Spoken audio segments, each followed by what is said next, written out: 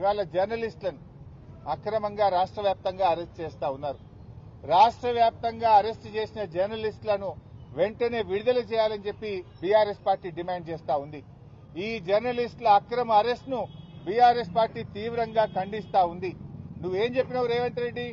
6 గ్యారంటీలతో పాటు 7వ గ్యారంటీ ప్రజాస్వామ్య హక్కు, ధర్నా చేసే హక్కు మేం కల్పిస్తామని చెప్పినావు. ఇవాళ జర్నలిస్టులు కనీసం బండి దిగి గేట్ కాడికి పోకముందే అరెస్ట్ చేస్తున్నావు.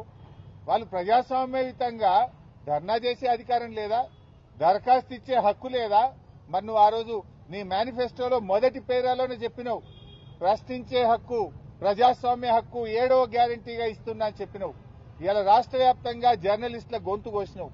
అందరినీ కోసినావు. ఇవాళ రైతుల్ని కోసినావు, కార్మికుల్ని కోసినావు, విద్యార్థుల్ని గొంతు కోసినావు, నిరుద్యోగుల గొంతు కోసినావు. లాస్ట్ కు ప్రజాస్వామ్యంలో 4వ పిల్లర్ అయినటువంటి జర్నలిస్టుల గొంతు కూడా కోసినావు కదా.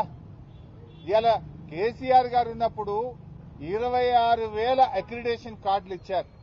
జర్నలిస్టుల కోసం 100 కోట్ల రూపాయల కార్పస్ ఫండ్ను ఏర్పాటు చేశారు. కరోనా వస్తే జర్నలిస్టులను కాపాడుకున్నారు. జిల్లాల్లో జర్నలిస్టులకు ఇండ్ల స్థలాలు ఇచ్చింది బీఆర్ఎస్ ప్రభుత్వం. రేవంత్ రెడ్డి వచ్చిన తర్వాత ఆ రోజేమో గొప్ప గొప్పగా చెప్పిండు, గవర్నమెంట్లకు వస్తే చాలు, ఓడదాటేదాకా ఓడమల్లప్ప, ఓడదాటినాక బోడమల్లప్ప. ఆనాడు ఏం చెప్పిండు? మేము అధికారంలోకి వస్తే జర్నలిస్టులకు ఇండ్లు కట్టిస్తాం, ఇండ్ల స్థలాలు ఇస్తాం, యూట్యూబ్ వాళ్ళకి ఇస్తాం, సోషల్ మీడియాకి ఇస్తాం, ఇంకా అక్రిడేషన్ కార్డులు పెంచుతా అన్నాడు. ఇవాళ ఏం చేసిండు? 26,000 మందికి కేసీఆర్ గారు అక్రిడేషన్ కార్డులు ఇస్తే 10,000కు తగ్గించారు. డెస్కుల్లో పనిచేసే వాళ్ళకి అక్రిడేషన్ కార్డే లేదంటున్నాడు. సోషల్ మీడియా వాళ్ళని పట్టుకొని వీళ్ళంతా టెర్రరిస్టులు, సోషల్ మీడియా యాక్టివిస్టులను కట్టడి చేయండి అంటున్నాడు. వాళ్ళ మీద కేసులు పెట్టి జైళ్లలో వేస్తున్నాడు. సోషల్ మీడియా యాక్టివిస్టులను అవమానపరిచే విధంగా రేవంత్ రెడ్డి మాట్లాడుతూ ఉన్నాడు. ఉగ్రవాదులతో పోలుస్తా ఉన్నాడు. ఇంత దుర్మార్గమా? నువ్వు అక్రిడేషన్ కార్డులు పెంచుతానని 26,000కి 10,000 ఎట్లా చేస్తావు? నీ అన్యాయాన్ని దరఖాస్తు పెట్టడానికో ప్రశ్నించడానికి వస్తే అక్రమంగా అరెస్ట్ చేస్తావా?